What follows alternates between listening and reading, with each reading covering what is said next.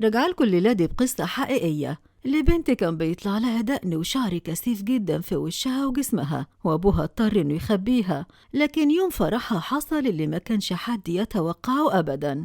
يلا من غير حرق وتفاصيل خالص، لايكك الجميل والسبسكرايب ويلا ورايا على طول. وبتبدأ أحداث الفيلم ببنت واقفة قدام مرايتها واسمها روزالي، وهي بتحط مكياج كتير جدا على وشها. طيب يا ترى بتداري ايه؟ تعالوا بينا نشوف الكلام على ايه. وفجأة بيوصل أبوها ديلوك وفي إيده بوكيه ورد وبيساعدها وبيربط لها زراير الفستان، وده لأن روزالي وحيدة وكمان يتيمة الأم. وبنسمع روزالي وهي قلقانة جدا وبتسأل أبوها يا ترى هتعجب العريس المرة دي ولا هيهرب زي عرسان كتير قبله. وبتفضل روزالي تدعي كتير جدا إنها تتجوز المرة دي والجوازة تتم على خير، وفي سر خطير في الموضوع ده. وبنعرف إن ديلوك رايح يجوز بنته لشاب مديون عمره ما شافها ولا يعرفها، وحسب عاداتهم وتقاليدهم إن البنت هي اللي بتقدم المهر للعريس. المهم بقى بتركب روزاني العربية وبتبدأ تودع بأنظارها بيتها الجميل، وهي بتبعد عنه شوية بشوية وخلاص رايحة تتجوز. وبنلاحظ في طريقهم وهم ماشيين وسط غابات كثيفة جدا كانت مليانة بكلاب صيد بتساعد الصيادين في الهجوم وصيد الغزلان. بس تعالوا بينا نسبق روزالين وبنشوف العريس اللي كان اسمه هابل، وهو لسه صاحي من النوم وبينزل علشان يتفاجئ بوصول ديلوك، وقاعد مستنيه ومش على بعضه كده ومتوتر، وبيقول لهابل إنه لقى الباب مفتوح فدخل وقعد يستناه. وفي اللحظة دي كانت روزالي قاعدة بره وماسكة مرايتها وعمالة تدقق أوي في وشها وتضيف مكياج. وبعدها بنسمع ديلوك وهو بيقول لهابل إن العروسة بتعرف تقرأ وتكتب، وكمان بيقدم له منزل هدية هي اللي كانت مطرزاه. لكن هابل كان مديون وأهم حاجة بالنسبة له هو المهر، وبالفعل بيسأل ديلوك عن المبلغ المقدم وبالفعل بيستلمه. وفي اللحظة دي بيخرج هابل وبيخلص ببندقيته على غزال كان مجروح وهربان من الصيادين لحد ما وصل لعتبة بيته، وبعدها بياخد خطوتين لقدام، وهنا بيشوف العروسة وبيقدم لها التحية وبيأذن لها إنها تنزل من العربية وتدخل البيت، وبالتالي دي كانت موافقة مبدئية من هابل للجواز. وفجأة روز بتشوف الكلاب وهي بتاكل لحم الغزال وبينهشوا فيه، واعتبرت ده نذير سيء جدا وشؤم قبل جوازها. وبعدها بيقعد هابيل مع روزالي وكان شاكك في هدوءها وحاسس إنها مخبية حاجة، لكنه اعتبر إن ده توتر عادي جدا يعني في أول مقابلة ليهم. لكن الغريب جدا إن روزالي اندفعت في الكلام وقالت إنها نفسها تخلف بأقصى سرعة ويكون عندها أطفال كتير، لدرجة إنها محضرة قايمة بالأسماء. ومر اليوم الأول بسلام وراحت روزالي تنام وفي إيديها الصليب وبتدعي إن الأمور تتم على خير. لكن أبوها جنبها على السرير وكان صامت جدا وعلى وشه قلق طول الوقت وفيه مصيبة وراه. وفي صباح اليوم التالي بيصحى هابل وبيروح لعمدة القرية وبيدفع له جزء من دين كان عليه، وطبعا دي كانت فلوس المهر اللي أخدها وصرفها كلها وسدد دينه. وهنا بيطلب العمدة إنه ياخد الكافيه بتاع هابل مقابل باقي الديون، لكن هابل طبعا بيرفض وبيقوله إنه بقى متجوز ومعاه مراته هيصرف عليها من إيراد الكافيه. وبعدها بيرجع هابل وبيلاقي ديلوك لابس البدلة والعروسة كمان لابسة الفستان وكله مجهز نفسه، وسريعا سريعا بيطلعوا على الكنيسة وبيتم عقد الزواج، وأصبحت روزالي رسميا زوجة هابل ودعواتها استجابت. وبعدها بيخرجوا من الكنيسة وبيرجعوا على رجليهم، وكعادة القرى كله كان باصص لهم ومركز أوي في حالهم، حتى العمدة كان واقف وعينيه ما نزلتش من على العروسة. وأخيرا بيوصلوا البيت، لكن بنتفاجئ بروزالي بتجري تاني برا وبتترجى أبوها إنه ما يمشيش ويفضل معاها بس ليلة واحدة لأنها خايفة جوزها يرفضها. لكن ديلوك كان مصمم على الرحيل ووعدها إنه هيزورها في الصيف. وفي نهاية اليوم وقفت روزالي تحط مكياجها الكثيف جدا كالمعتاد وقربت خطوات من هابل ووقفت جنبه، وبالفعل بيقرب منها هابل لكنها بتمسك إيده، وفجأة بيتفزع منها لما بيشوفها زي القرد بشعر كثيف جدا. ورجع هابل مصدوم ومرة تانية بيدقق النظر باللمبة وبدأ يركز أكتر في وش روزالي وبيلاحظ في وشها إنها شايلة دقنها بالكامل. وهنا بيتفزع هابل وبيدخل في حالة اشمئزاز رهيبة وإنه انضحك عليه في الجوازة دي، وهيكمل معاها طول حياته، وطبعا هم ما عندهمش طلاق. والأسود من ده كله إنه صرف المهر كله، وهابل خرج يجري في الليل زي المجنون. وللأسف قعدت روزالي تبكي بحرقة على حالتها المخيفة، والمجتمع اللي مش قادر يقبلها رغم إنها يا عيني ملهاش ذنب في أي شيء. وبعدها في صباح اليوم التالي بيرجع هابل وهو غضبان جدا إن روزالي وأبوها غشوا بجمالها ومظهرها الخارجي مقابل المهر الزهيد اللي دفعوه. وبدأ هابل يسألها لو في علاج متاح لحالتها، فبتقوله إن أبوها من صغرها جرب معاها كل الطرق الممكنة لكن للأسف بلا جدوى. وبتحكيله إن أبوها كان بيخبيها تماما عن الأنظار علشان العار. وبعدها بدأ يزيل شعرها كلها بالشفرات كل فترة. وفجأة بيوصل ضيوف لهابل بشكل مفاجئ، وبيطلب من روزالي ما تخرجش خالص. وبعدها بيخرج هو يقابلهم، وفجأة بتطلع وراه روزالي وبتكسر كلامه، وبتسألهم يشربوا ايه، وكأنها عاوزة تفرض نفسها خلاص في البيئة اللي انتقلت ليها. وفي نهاية اليوم قرر هابل ينقل سريره في الحظيرة وينام بعيد عن روزالي تماما، لكنها دخلت عليه ونفسها مكسورة وقالت له إنها المفروض هي اللي تنام هنا. وما زال هابل مصدوم ومشمئز جدا من روزالي، فبتسأله عن مدى توقعاته، فبيحرجها أكتر وبيقول لها إنه على الأقل كان متوقع إنه يتجوز واحدة ست. وفجأة بتخرج وراه روزالي برا البيت وبتبكي يا عيني بحرقة. وهابل مشغول في راس الغزال اللي ممكن يبيعه للعمدة بمبلغ كبير ويسدد دينه، لكن بدأ يحس بالذنب تجاه روزالي اللي سابت الخاتم وخرجت. وفضلت روزالي ماشية لحد ما وصلت على أطراف الغابة، وفي اللحظة دي بيدخل هابل غرفتها وبدأ يفتش في مذكراتها علشان يشوف رسومات غريبة جدا ليها لسيدات نفس حالتها وبأجساد مغطياها الشعر. وبعد أيام بيخرج هابل يدور على روزالي في الغابة كلها، فبيلاقيها يعني نايمة ومشردة في أحد الأكواخ، وبيتصدم بشكلها ودقنها اللي أصبحت كثيفة جدا عن الأول.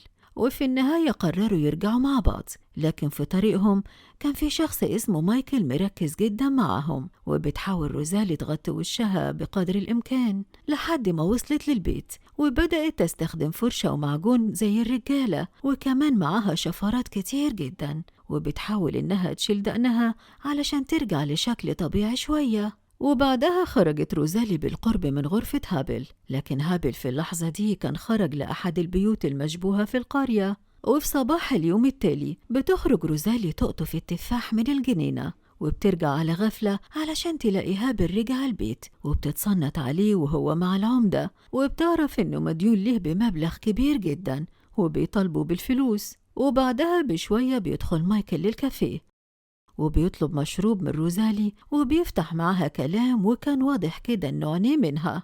وبتلاحظ روزالي جورنال في إيد مايكل لواحدة كانت شبيهة بالأسماك، وبتستغل حالتها تجاريا، يعني اللي عاوز يشوفها بيدفع فلوس. وبعدها بتخرج روزالي علشان تلاقي بنات القرية كانوا بيلعبوا قدام الكافيه وكسروا إزاز الكافيه، لكن روزالي كانت لطيفة جدا معاهم وعزمتهم على مشروب في الكافيه لكنهم رفضوا. وبعدها رجعت تاني روزالي تقرأ الجورنال اللي فيه الحالة اللي شبه الأسماك، وبتفكر إنها تستغل حالتها تجاريا وتساعد جوزها من ديونه علشان يحبها ويقرب منها. وفي يوم من الأيام كان مايكل في الكافيه ومع صديقه، وكان واضح كده إنهم بيتراهنوا على حاجة، فدخلت روزالي معاهم في رهان بمبلغ كبير في مقابل إنها تربي دقنها. وبالفعل دخل مايكل وصديقه في الرهان، وكمان ضعفوا المبلغ وهم متأكدين من الربح، لأنه شيء غير منطقي إنها تظهر بدقن.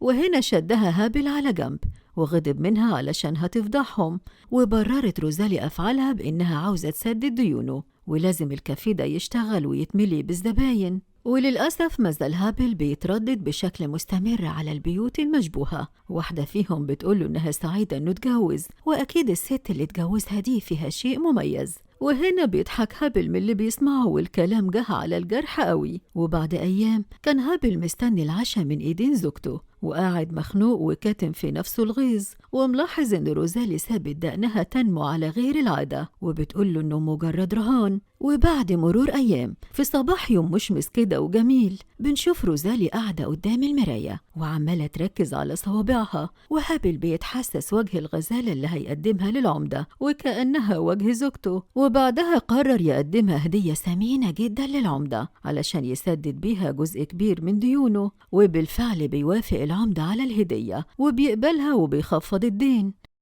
وبعدها بيرجع هابل للبيت علشان يلاقي زوجته مغطية وشها كله براسها وبيترجاها ما تعملش كده وإلا أهالي القرية هيذلوها ويكسروا نفسها. لكن روزالي كانت مصممة وبتقوله إنها بتعمل كده علشان تكسب رضاه وحبه. وفي صباح اليوم التالي بيوصل مايكل وصديقه اللي تراهنوا مع روزالي وبيدخلوا الكافيه، والكارثة بقى إن في ناس كتير جاية علشان تتفرج. وفي اللحظة دي كانت روزالي قدام مرايتها وبتسرح شعرها الذهبي الجميل ومطبقة ايديها ومتوترة جدا إنها تخوض التجربة دي لأول مرة. وأخيرا بتظهر روزالي بلحية كثيفة مرعبة، وأهالي القرية في قمة الصدمة والذهول من اللي شايفينه، ونساء القرية مبتسمات والموضوع مريب بالنسبة لهم. وبعدها بيقرب واحد منهم وبدأ يتحسس لحية روزالي ومش مصدق إنها حقيقية. وبعدها روزالي دعت نساء القرية للدخول وبدأوا هم كمان يشوفوا وشها، كل ده وهابل مرعوب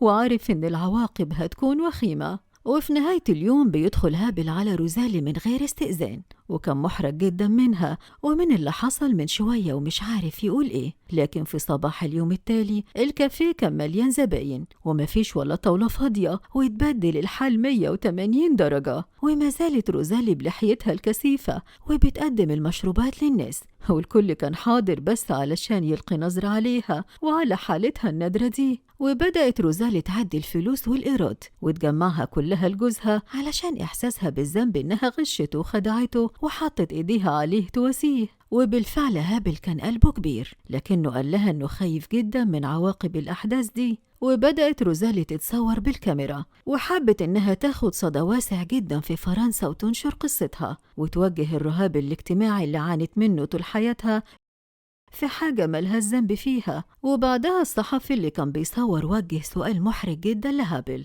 وقال له انت بتعيشي وبتتعامل معاها ازاي؟ لكن في اللحظة دي كان مايكل سكران وماسك لحية روزالي وغضبان جدا من الرهان اللي خسره، وقرر هابل يتدخل ويطرده برا الكافيه. ومايكل شتم روزالي بأبشع الألفاظ وقال لها انها من فصيلة القرود، فقرر هابل ينزل راسه في بركة الطين ويذله. وبعدها بدأ المرض يشتد على هابل وبنشوفه رابط حزام علشان فقرات ظهره، وبدأت روزالي تساعده وهو بيشيل الحزام ولحظة الجروح اللي في ظهره لما كانت في الحرب.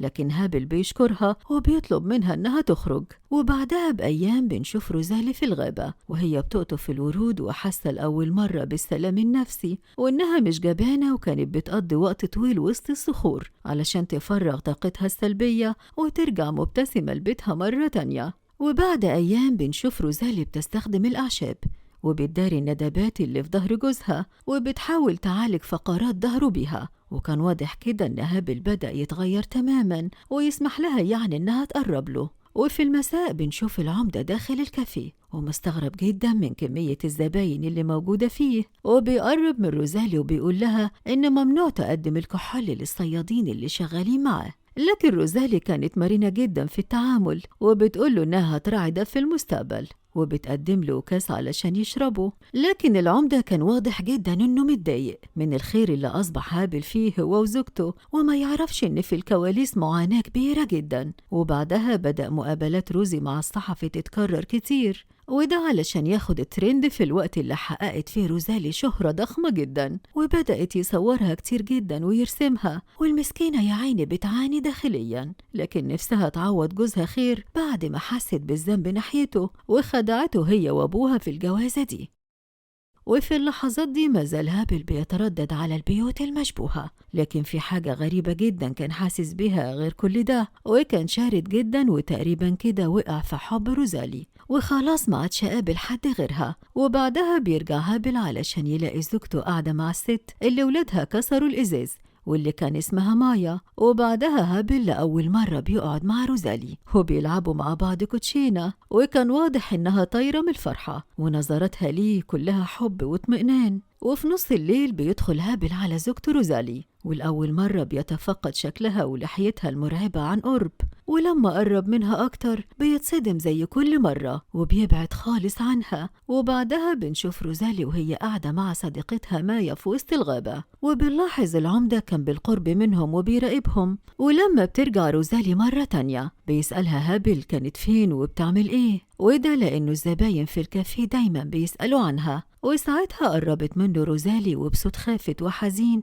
بتقوله إنها نفسها تجرب إحساس الأمومة قبل ما تموت، لكن هابل اتهمها بالأنانية وإن كل همها هي إنها تخلف وتبقى أم بدون اعتبارات لأي حاجة تانية. وبعدها بنشوف روزالي أخدت نسخ كتير جدا من صورها وبدأت توزعها على أي زبون بيدخل الكافيه بمقابل مادي حتى الأطفال. والغريبة بقى إنها اتباعت كلها وجمعت روزالي فلوس كتير جدا منها. وبعدها بيلاحظ هابل إن روزالي عمالة بتتغزل وبتضحك مع زبون في الكافيه، وكان واضح عليه الغيرة الشديدة جدا. وفي نهاية اليوم كان هابل بيبارك لها إنها باعت كل الصور، لكن طبعا كان غضبان جدا منها، وده لأنها كانت بتهزر وبتضحك مع الزبون في الكافيه. وفي اللحظة دي خافت روزالي جدا وجريت على أوضتها وبيرمي هابل كل الفلوس في الباب وبيقول لها إنها أصبحت مادية وحقيرة وأصبح كل همها بس هي الماديات فقط.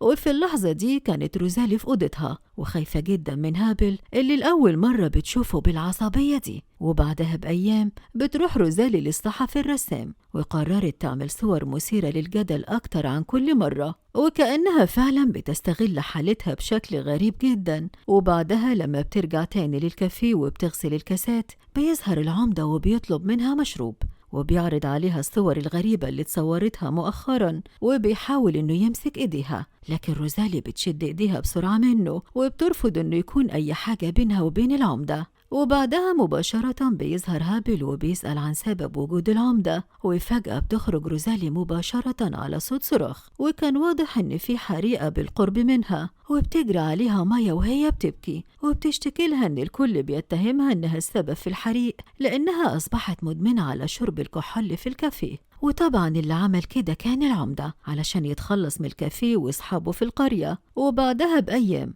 بنشوف القرية متجمعة في الكنيسة والقس بيتكلم على تحريم وخطورة الكحول، وفجأة ظهرت روزالي وهي داخلة، لكن فجأة بيمنعها العمدة، فبتكلمه روزالي بحقد شديد وبتقوله إن لفق التهمة لمايا وليها بإنهم السبب في حادث الحريق. والكل في الكنيسة كان باصص باستحقار لروزالي وأخدوا منها موقف جامد بعد ما العمدة حرض الكل تجاهلها. وبالفعل بترجع روزالي ومش بتدخل الكنيسة، وأهل القرية كلهم نظراتهم اتغيرت جدا ناحيتهم لدرجة إن في واحد وقفها وسلمها في إيده شفرة كنوع من الإهانة ليها. وفي نهاية اليوم بنشوف هابل قاعد ساخط على روزالي وبيقول لها إنه حذرها من العواقب وإنه حزين جدا إنها في الأول كانت متخفية من حالتها وعندها يعني شوية حياء، ودلوقتي مش قادر يتعرف عليها من شدة بجحتها. وقبل الفجر بتخرج روزالي علشان تتصدم بإن الأبواب والجدران مكتوب عليها عبارات بذيئة وكلها إساءة وكراهية، فقررت إنها تمسح الكلام بالفرشة والصابون وكلها غل وانتقام من القرية. وبيحاول هابل إنه يهديها لكنها بتدفعه بشدة وبتدخل تكمل شغلها في الكافيه. وللأسف بيحصل بينهم شد وجذب تاني وبتخرج غضبانة من الكافيه وبتفضل تشتم في أهل القرية كلهم في الطريق واللي كانوا أصلا مشحونين منها جدا. وللأسف اتجمعوا كلهم حواليها وأصبح مايكل وجها لوجه في وشها وبيحملها مسؤولية الحريق اللي حصل. وفي النهاية اشتبكت معاهم روزالي والتفت الستات كلهم حواليها وضربوها. وفي اللحظة دي خرج هابل على الصوت واشتبك مع الرجالة والستات ورموه على وشه في الأرض وزلوه بشدة. وفجأة بيوصل العمدة وبيفض الاشتباك وبيأمر الجميع بالهدوء والرحيل فورا. وبعد ساعات هابل حاول يساعد روزالي إنها تداوي نزيف في راسها لكنها بترفض تماما. وبعدها هابل بيطلب الدكتور لروزالي علشان نزفها، لكنه اتصدم من لحيتها وشكلها العام وبدأ يفحصها بشكل كامل ونامت على الطاولة. وبعدها بشوية الدكتور بيروح لهابل وبيقول له إن الست عادي جدا لكن للأسف عندها اختلال كبير جدا في الهرمونات. والصدمة الأخيرة بقى لما قال لهم إن فرص روزالي في الإنجاب ضعيفة جدا وتكاد تكون عقيمة. وبعدها بساعات بنشوف روزالي قاعدة مقهورة وحزينة بعد ما الحياة والمجتمع ظلموها جدا، والضربة القاضية ليها كانت أحلامها في الإنجاب والأمومة اتبخرت تماما. وهابل كان بيحاول إنه يواسيها، ونامت روزالي حزينة وبتتمنى إنها ما تصحاش مرة تانية، وهابل بيحط في إيديها الصليب. وفي صباح اليوم التالي بتخرج روزالي متخفية وبتجري في اتجاه الغابة وفي عينيها الدموع، وعمالة تتخفى من صيادين العمدة اللي كانوا مقابلينها في الطريق. لكن فجأة بيشوفها العمدة وعينيه بتيجي مباشرة في عينيها، لكنه قرر يتجاهلها ويبعد عنها الكلاب اللي كانوا على وشك إنهم ياكلوها. وبعدها روزالي كملت طريقها للغابة ونزلت قعدت في وسط النهر بهدومها وهي بتصرخ بأعلى صوتها، وقلبها يا عيني موجوع من المجتمع اللي رفضها. لكن في اللحظة دي بيوصل هابل وبيدور عليها لحد ما بيشوفها وهي بتحاول تشيل بالحجر والمية طبقات جلدها والشعر الكثيف، والحجر عمال يقطع ويجرح في ايديها. وبعد أيام بيدخل هابل على روزالي وبيصحيها، لكن بترفض وبتقوله إنها مش هتنزل الكافيه. وهنا بيقول لها هابل إنه مش طالب منها تنزل الكافيه وعاوزها بس تقوم، وبيسيب جنبها فستان علشان تلبسه. وبعدها بشوية بيدخل عليها هابل وفي ايده مقص وشفرة، وبدأ يساعدها في تنسيق لحيتها وشنبها.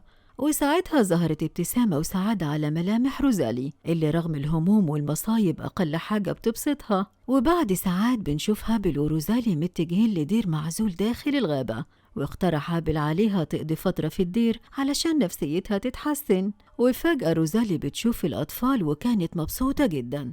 ولما بتدخل الدير وبتقابل الراهبة كانت جميلة جدا معاها وبتقول لها إنها متقبلها لأنها مخلوق من مخلوقات الله وملهاش ذنب في شكلها ولا ليها تحكم في هرموناتها. وبعدها بتقعد روزالي مع الأطفال واللي كانوا بيحطوا إيديهم على وشها ومستغربين جدا منها. وبعد أيام بترجع روزالي لبيتها وجوزها لأول مرة بيسلم عليها بحب وبيعترف لها بحبه. وفي صباح اليوم التالي بيروحوا للغابة وروزالي كانت بتلعب في النهر ومبسوطة إن جوزها قال لها كلام حلو امبارح أخيرا، والمسكينة كان بس طموحها في الحياة كلمة حلوة وابتسامة. وبعدها بترجع روزالي للدير في زيارة عادية مرة تانية ومعها هابل، وبيتصدموا لما الراهبة بتقول لهم إن في حد قدم لهم وثائق وأوراق مهمة. وفي اللحظة دي بيظهر العمدة وبيرحب بيهم وبيحط جورنال قدام الراهبة وفيها صور جريئة روزالي بعد ما حققت انتشار واسع جدا جدا في فرنسا. وبالتالي رفضت الراهبة وجود روزالي مرة تانية في الدير، وبعدها رجعت روزالي مقهورة مرة تانية بعد ما الدير رفضها هو كمان. وبنشوف روزالي وهي بترقص على خشبة مسرح مهجور في الغابة وماسكة في ايديها ريش كتير جدا وكمان ليها جناحات. وفجأة بيظهر العمدة وبيضربها بطلقة من بندقيته، لكن فجأة بتقوم روزالي من كابوسها وبتروح لجوزها علشان تكون مطمنة شوية. وأخيرا قررت روزالي تقعد قدام مرايتها وتستخدم أدواتها اللي كان عليهم آثار دماء بعد ما انتهت منهم، وبتلبس فستانها الجميل وبتتسحب بهدوء من المكان. وهابل سمع خطواتها وفجأة بنتصدم بوجود روزالي في الدير رغم إنها ممنوعة من دخوله، لكن العمدة سمح بوجودها ومستغربين من تصرفات العمدة اللي كانت كلها تناقض داخل القصة. وهناك شافت الطفلة اللي اتعرفت عليها في الدير ونظرتها ليها كانت مليانة حب وحنان. وبعد انتهاء الترانيم بنسمع روزالين بتهكم إنها بتشكر على كل اللي بيقدمه للمجتمع وبتوجه التحية ونخبها بكاسها للجميع وبتخرج. لكن فجأة بتقع روزالين بعد ما خرجت من البيت، وهناك كان هابل لسه داخل وشافها. وبعد ساعات بنشوف روزالين على سرير داخل الدير والراهبة بتحاول إنها تعالجها، وقامت الراهبة بإزالة اللحية كاملة من وجه روزالي. وبتصحى روزالي وبتتصدم لما بتبص في المراية وهي يا عيني عمالة بتتحسس وشها وبتبكي. وفي اللحظة دي كان أبوها ديلوك قاعد على طاولة مع جوزها هابل، لكن جريت برا البيت وحاول هابل يجري وراها ويلحقها. ووقفت روزالي على حافة جسر عالي جدا وسابت نفسها علشان تتخلص من الآلام والأحزان للأبد. لكن فجأة بنشوف هابل تحت المية وهو بيحاول ينقذها، وظهرت الابتسامة على وشها بإنها نجحت إنها تلاقي حد يقبلها أخيرا. وبكده تكون انتهت أحداث القصة النهاردة، واستنوني في قصص جاية كتيرة. وسلام.